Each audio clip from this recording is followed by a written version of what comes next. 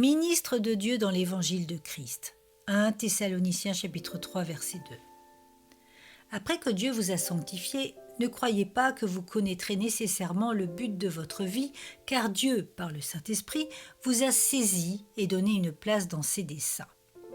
Il veut se servir de vous dans le monde pour réaliser ses plans, comme il s'est servi de son Fils pour réaliser notre salut. Si vous vous efforcez de faire de grandes choses par vous-même en pensant « Dieu m'a appelé à faire ceci ou cela », vous faites obstacle à la volonté de Dieu. Tant que vous êtes préoccupé avant tout de votre développement spirituel ou de quelque autre ambition bien arrêtée, vous ne pouvez pas servir utilement les desseins de Dieu.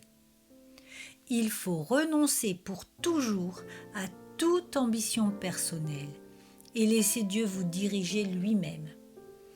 Toutes vos actions sont alors celles du Seigneur. Ne soyez pas étonnés si vous ne pouvez jamais en comprendre toute la portée.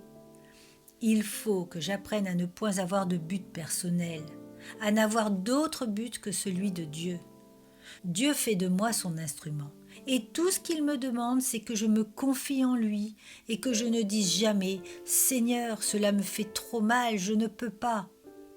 En parlant ainsi, je deviens pour Dieu un embarras, quand je cesse de vouloir lui imposer ma volonté. Il peut se servir de moi pour accomplir la sienne sans obstacle ni entrave. Il peut me froisser, m'élever ou m'abaisser. Il peut faire de moi ce qu'il veut. Il me demande seulement d'avoir une foi entière en lui et en sa bonté. La pitié de soi-même vient du diable.